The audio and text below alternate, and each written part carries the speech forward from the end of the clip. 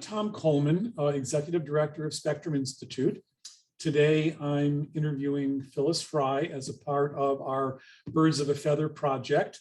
The project is commemorating the activism of law students and lawyers, openly LGBT law students and lawyers during the decade of the 1970s. During the month of October, we're going to be releasing several products. One is going to be a few interviews like this one being made available on YouTube and on our through our website. We're also releasing a memory book that will have biographies of all of the 125 trailblazers that we've identified. We'll also on October 11th at noontime Pacific time be having a 1-hour webinar. And so excerpts of this interview will be put together as a presentation. And I'm hoping that Phyllis will be able to be present in person for that.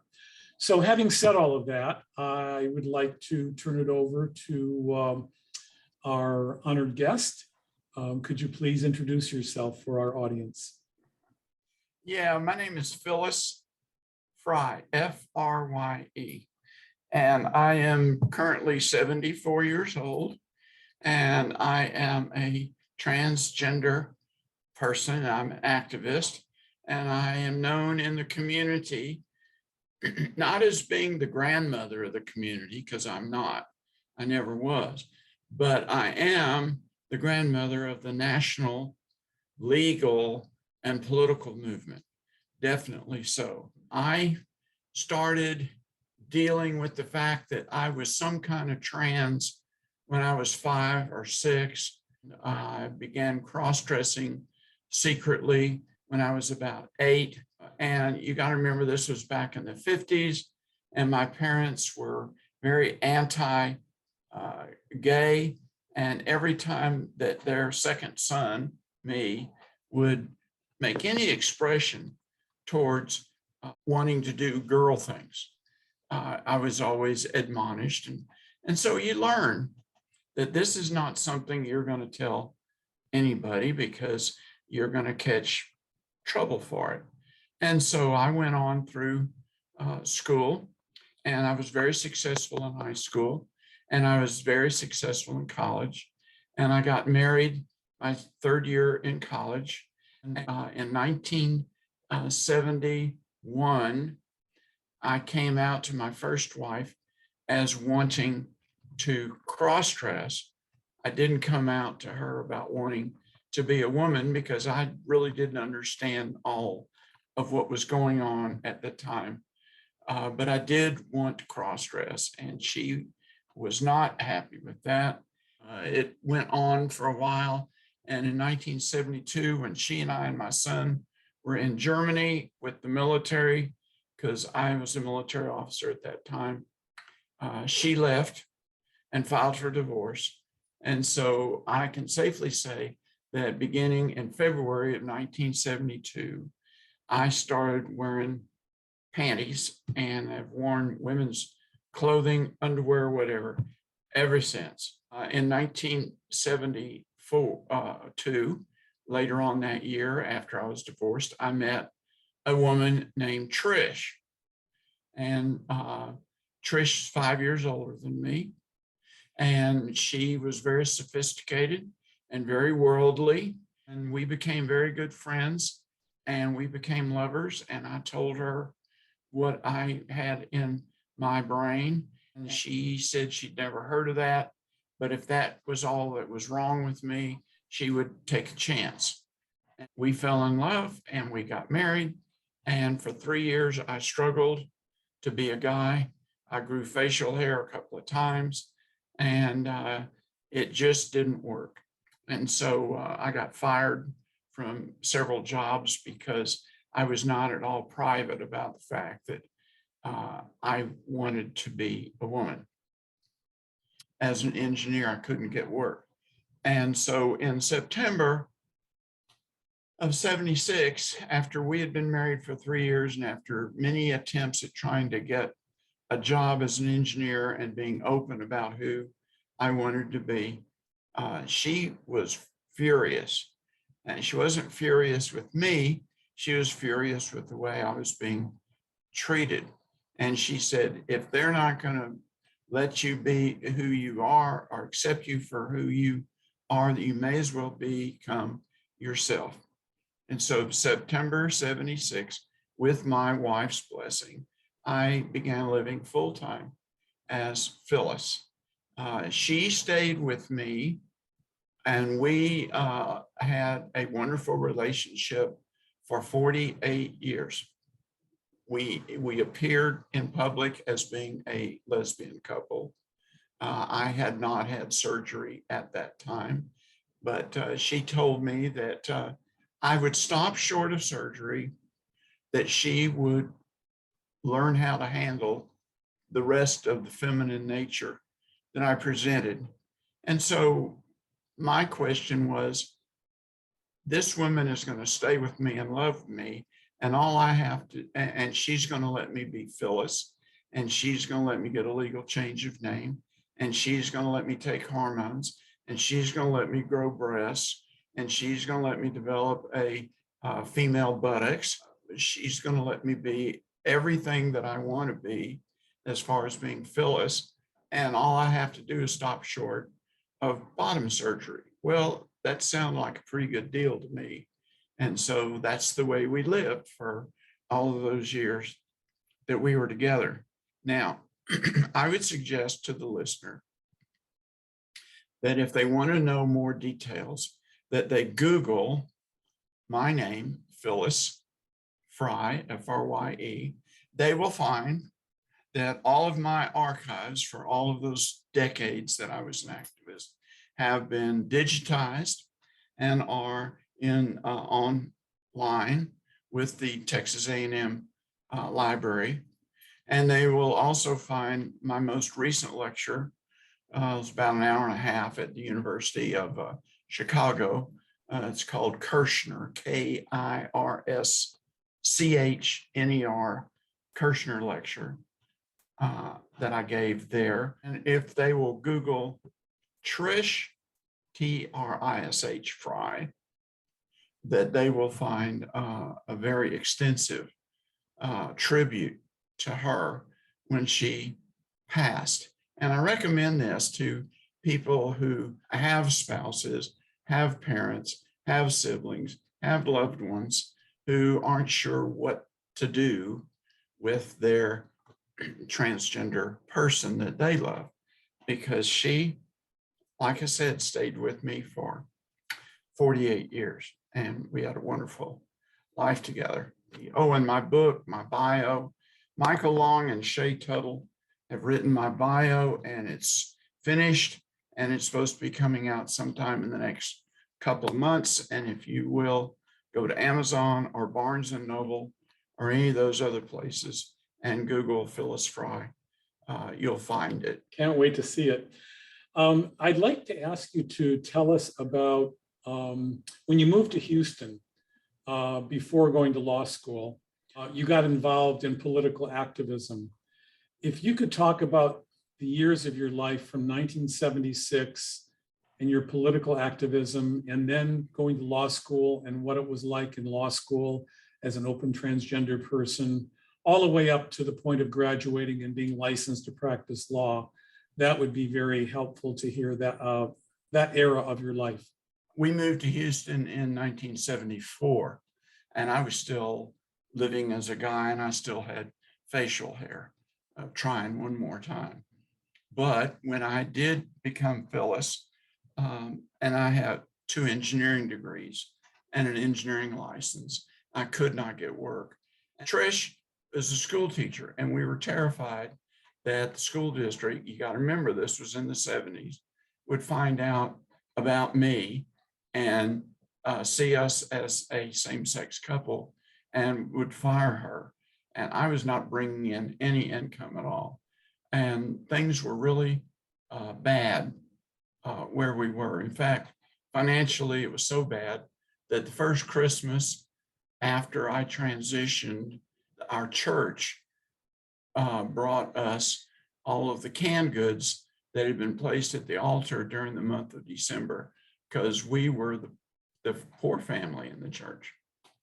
That's how bad things were. I was trying to figure out ways to earn money, and I started getting politically active thanks to a wonderful man named Ray Hill, who has since passed, but is the granddaddy of gay rights movement in the Houston area. Anyway, he got me active with what little bit of politics there were at the time. And it had to be Democratic politics. And I'm a very proud and liberal Democrat because the Republicans then, and even more so now, don't want to have anything to do with us.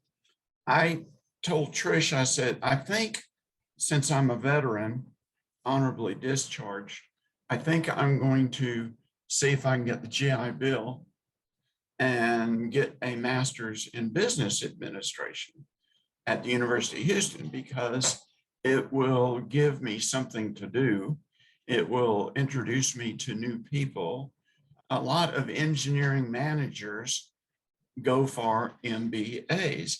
And if some engineering managers got to meet Phyllis and see that I was a very well-educated, well-spoken, nice, polite person, then I might get a job.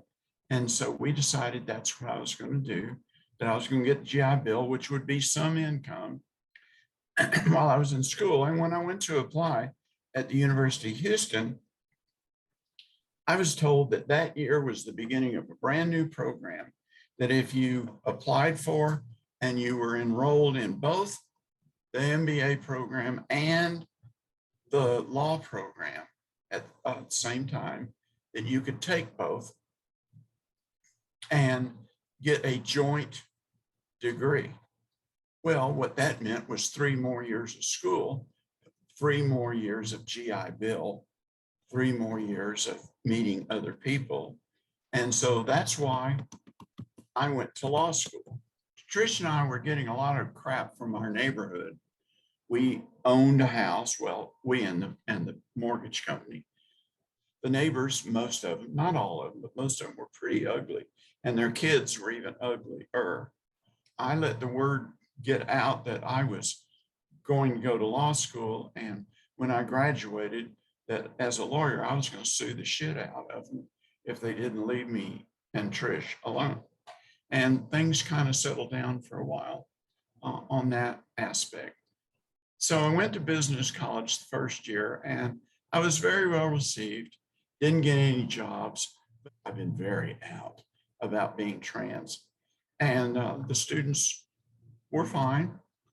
Then I went to law school in 1978. And that was a horrible experience. I ran into a group called the so-called Christian Legal Society. And they were the nastiest group of people I ever ran into in my life. And they made my life miserable for 3 years. And I also had restroom difficulties. We had several things going on at that time. We had a cross-dressing city ordinance, which said that if you cross-dressed, that is, if you wore the attire of the opposite sex, you could be arrested as a Class C misdemeanor, put in jail, and fined. And so every day I was out and about trying to find a job, selling cleaning products to earn a little bit of income, or going to law school. Every day I was subject to arrest. And every one of those days when my wonderful wife went to school, she did not know if when she came home, I would be in jail. And that was a very stressful time for us. Well, while I was in law school, fighting the Christian Legal Society, dealing with the restrooms, because couldn't use the restroom of the opposite sex, I tried using the guys' restroom a couple of times. And guys just weren't at all happy about a woman coming into the restroom, even if she was trans. I didn't really care to get shit beat out of myself. So I started using the women's, and most of the women didn't really care. I mean, you think about a women's restroom, you walk in, it's a locked stall, and you go in, you lock the stall, nobody sees anything. You unlock the stall, you come out, you wash your hands, and you leave. You go into the men's restroom, and there's urinals, and the guys have their things hanging out. And I would walk in, and they would just freak out. And I didn't want to see them. So I started using the women's restroom. Anyway, at the law school, they made accommodations. They made special restrooms for me. We had the larger restrooms, which half of them were for women, half of them were for men. And then we had some smaller restrooms, and those used to also be half for men and half for women. But the smaller restrooms, they just put restroom. And those were the ones that I was supposed to use.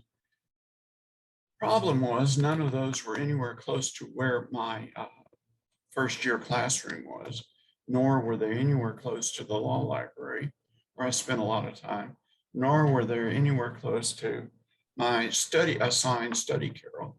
So after a couple of weeks of having accidents, because I couldn't get to the restroom in time, I just started using the women's restroom that was close to the library, close to my study carrel, and close to the library. And I got called in, and they said, the dean of students, very nice man, said, I thought we had a deal on the restrooms. And I said, yes, we did. And then I explained to him what was going on. And I said, how many women have complained about me in the women's restroom? And he said, 5. And I said, out of this entire law school, only 5 women have complained. And he said, yes. And I said, well, I'll tell you what. And I sat there for a second. I started mentally counting restrooms. That's what transgender people do. They know where the restrooms are. Most of the other people don't care. But I knew where the restrooms were. And I said, there are 8 other restrooms that they can use. Tell them I'll use these 3 and they can use the other 8. And so he did. And that took care of that problem. Meanwhile, I was lobbying city council to get rid of the cross-dressing ordinance.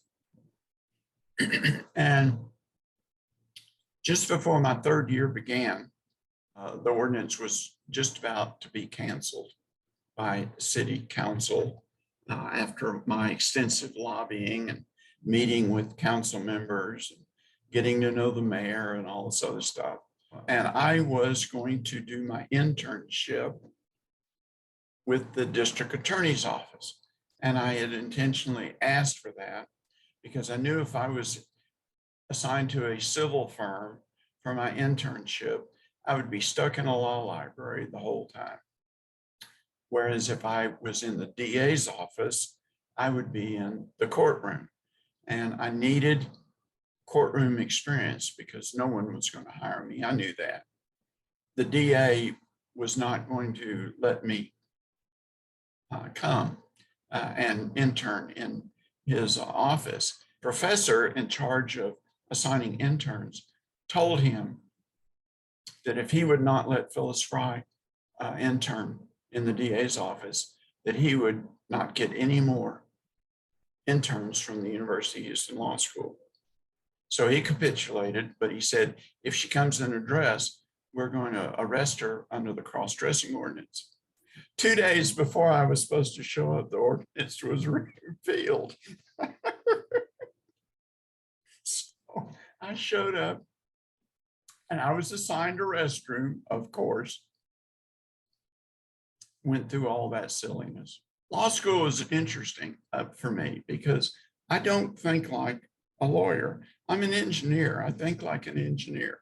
The first year of law school, with dealing with the Christian Legal Society and dealing with the restrooms and dealing with all the other stuff I was dealing with, I didn't make very good grades. And when it was all over with and the people who flunked out had flunked out, there were only 2 names lower than mine that remained. But I figured it out.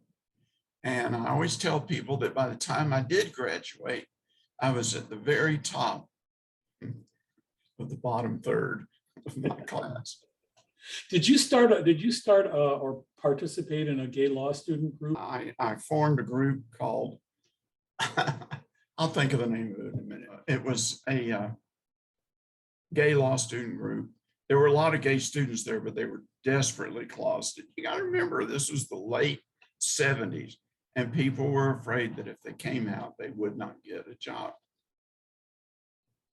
It was called Law Students, Friends of Gays, with an asterisk at the end of gays, to be inclusive of gays, lesbians, bisexuals, and transgender folks, because it was a student organization on the campus of the University of Houston.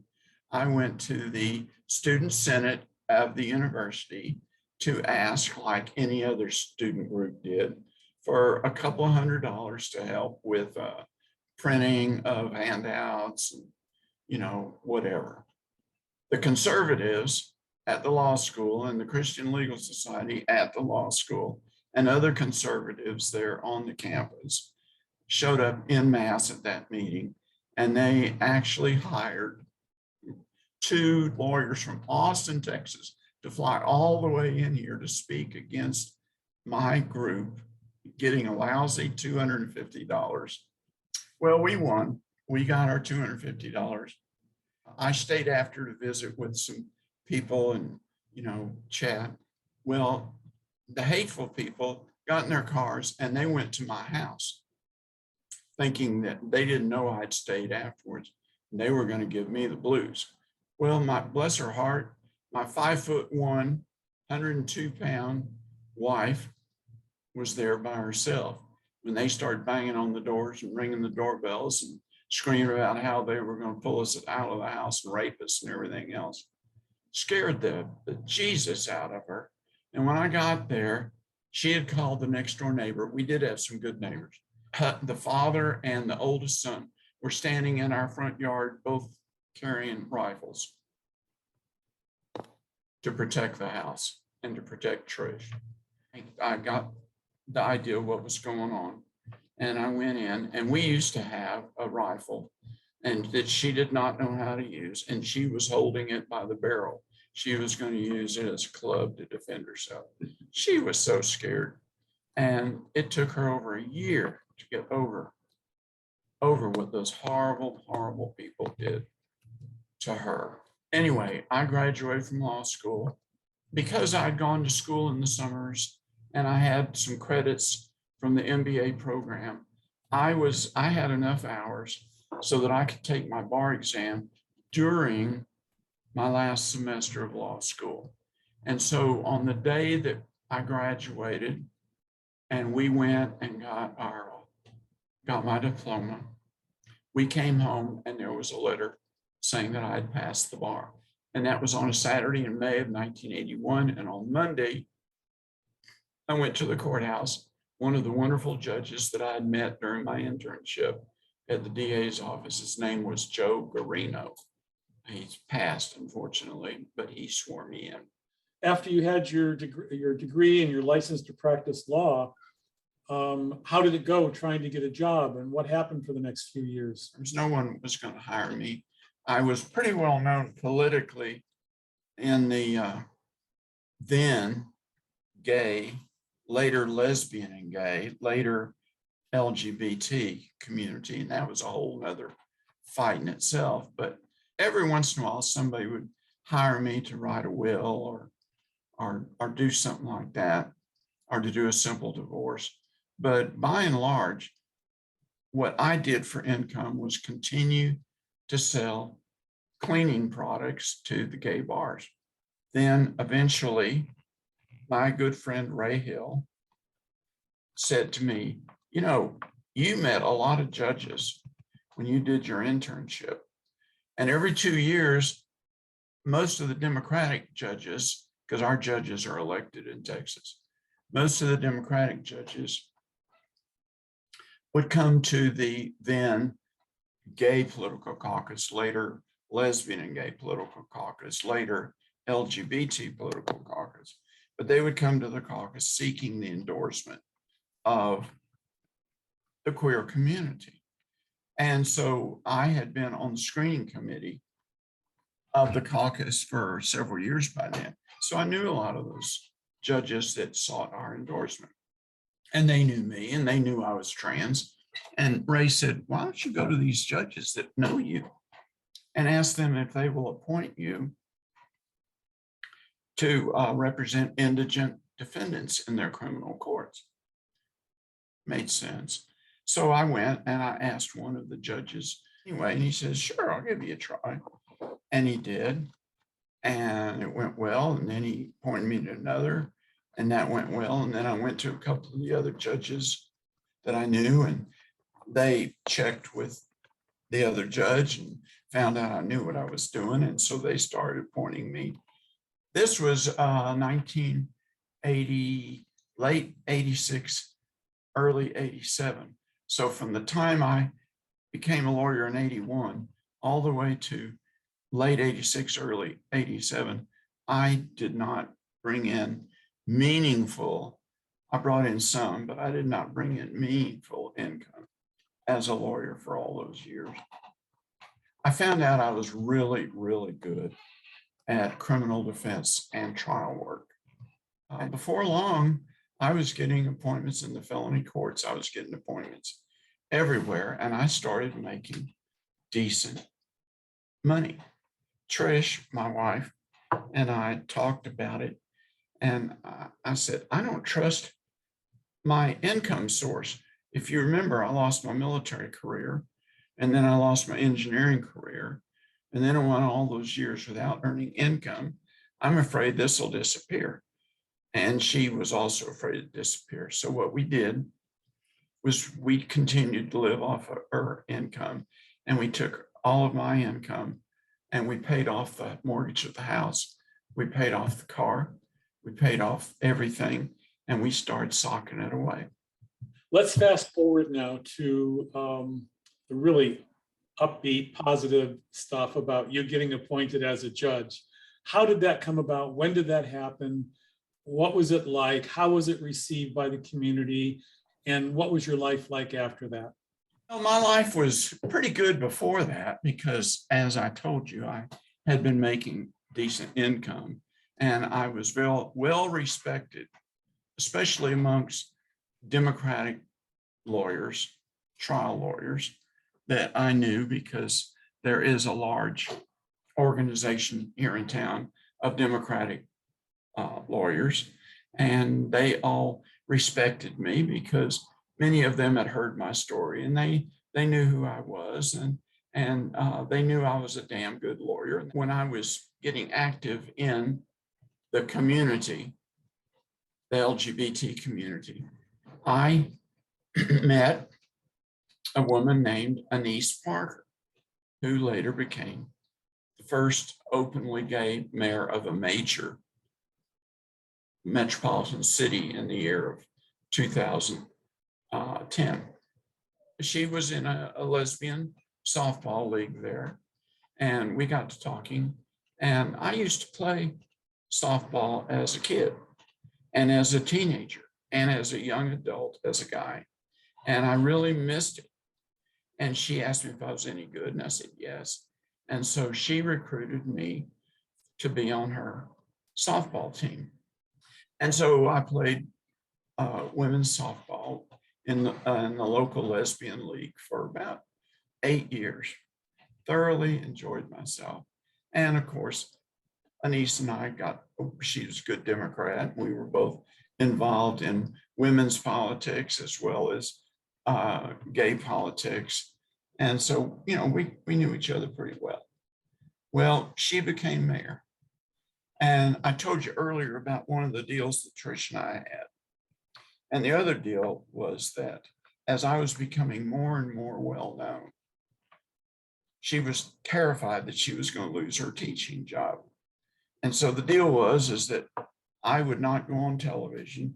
I would not be in the newspapers. I would not do anything to grandstand or anything of that sort, because it would draw attention to me, last names, and all that other stuff, and it might draw attention to her, unless it was work related. If it had to do with my law profession, that I had to be interviewed, that was different.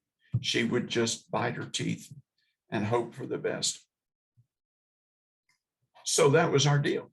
After Anise became mayor and appointed an openly lesbian chief judge of the municipal courts, Barbara Hartle, Barbara came to me and said, Anise wants you as a judge on the bench. Municipal court is what we're talking about.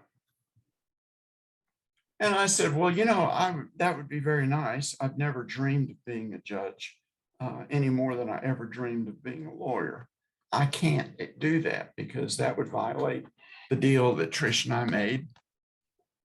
Because there's no way that anyone as prominent as I am being appointed would not draw the ire of the right-wing religious nuts in town, and they would just go berserk with it.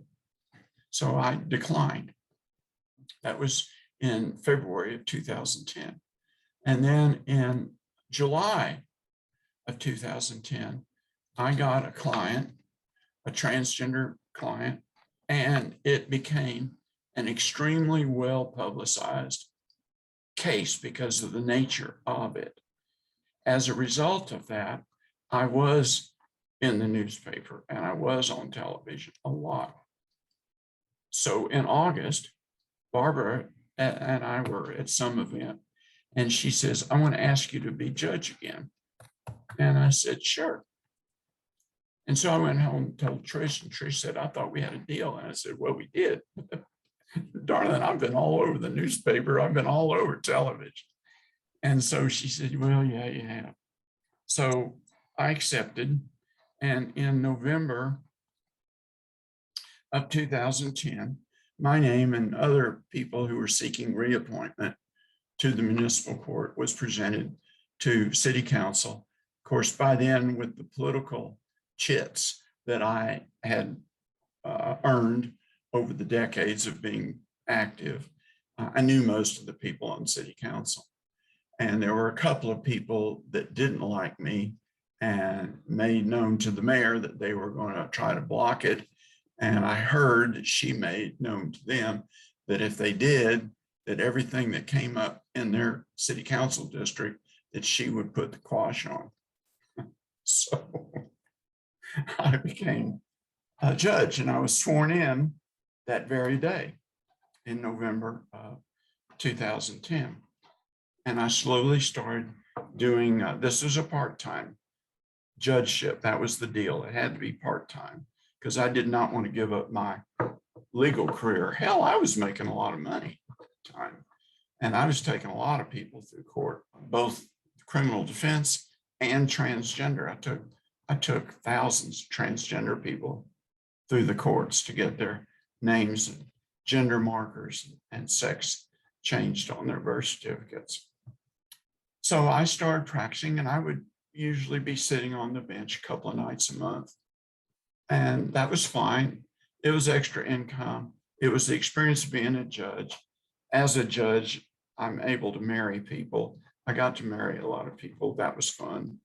And so, it was a really nice trip. It kind of stayed that way until 2019 when Trish got sick and I just hung up everything, didn't take any new clients. I finished with the ones that I had. I didn't go to the courthouse because I was taking care of her. And she passed. In August of last year, I decided to retire from the practice of law. I'd been practicing for 41 years, and that was long. That was enough. And this November, when it comes time to reappoint me for another 2-year term, I'm going to decline because I'm going to retire from being a judge. I'm known as, and this is true, the first out of the closet transgender judge in the nation. And that's true. But what else is true is that ever since then, whenever I've done anything like what I'm doing now for you, or any other thing that I've done, and I've done a lot, and I've spoken a lot of places, and I've been paid to speak at a lot of places, I've asserted the fact that I'm probably the first out of the closet transgender judge in the world. Well, it's been 11, going on 12 years now that I've made that assertion on the internet. No one has ever disputed that. So I think it's probably true. And even when I retire, I will still be known as a judge and the first judge, and they will still call me judge. And so that's fun. And when you retire, are you going to allow people to say your honor, or is it going to be your eminence? No, I just tell people to call me Phyllis, and I'm on a panel and they're going through all the pronoun stuff. When it comes to me and it's time for my pronouns, I always say, I'm Phyllis Frye. My pronouns are judge and your honor. Oh, right. That's a good way of handling it. And that always gets a good laugh. What I'd like to do to wrap this up, and this has been fascinating, and I will mention that there's a biography of you in our memory book that's going to be published in October, with links to other articles and so on, too, covering all bases with you, not just with the interview and on the webinar, but also in the memory book. But I would like to give you an opportunity, if you would like to speak to the current generation of LGBT law students and lawyers. We're living in an era now where rights are being challenged and threatened to be taken away, and even by some senators from Texas and so on. You know, some people have taken for granted the rights that we enjoy now. Others appreciate what's been done before, but regardless of their knowledge of history or their perspective on the present, what words can you share with people about the future and their role in the future? Well, the biggest thing I always say and will always say is don't ever get stuck in the closet. Because if you're in the closet, you're not helping us at all. And you're really not helping yourself. You've got to come out and you got to be proud of who you are. I could not have done what I did without my wife's love and assistance, and I could not have come out the way that I did without being proud of who I am. As a law student, when you first start into constitutional law, pay attention to Griswold, because that's what's going on right now.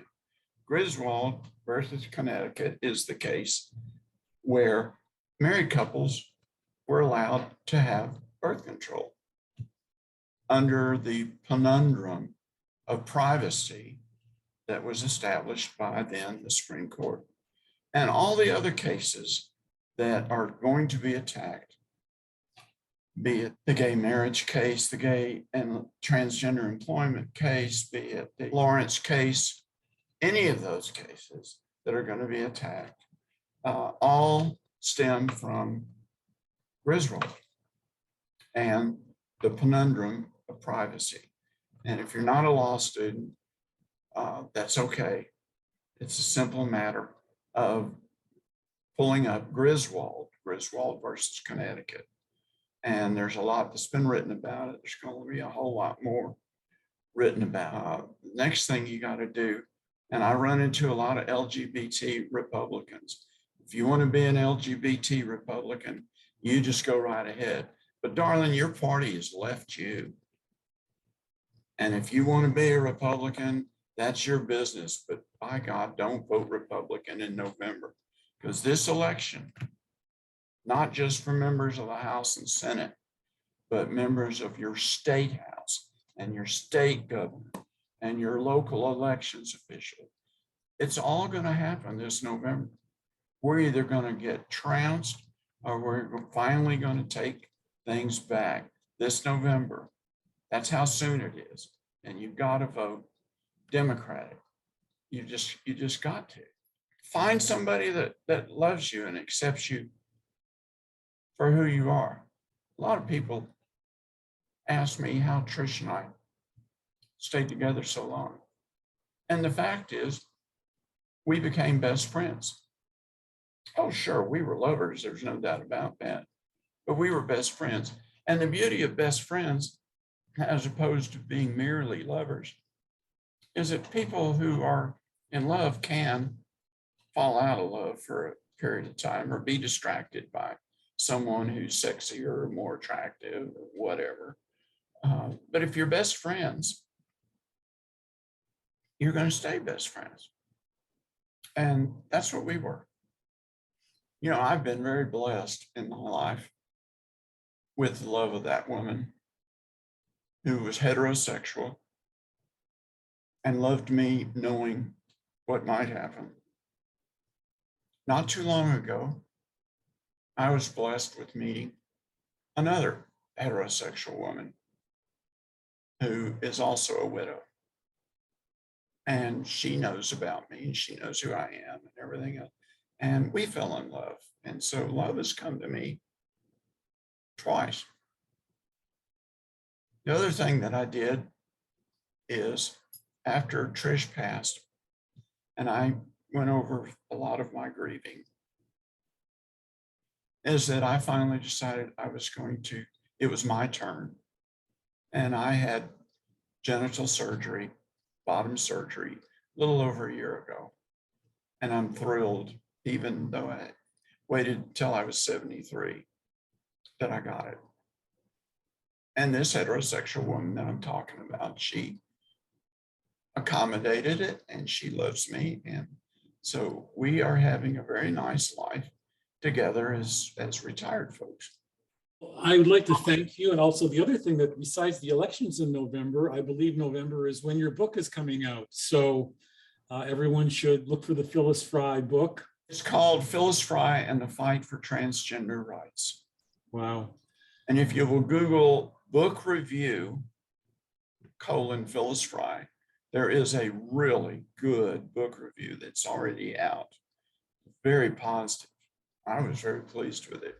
Thank you so much. I look forward also to you being on the webinar on National Coming Out Day, October 11th, joining a few of us, especially for the Q&A session that we'll have afterwards. And again, thank you for all that you've done over all of these years. With that, I'm going to bid Your Eminence goodbye.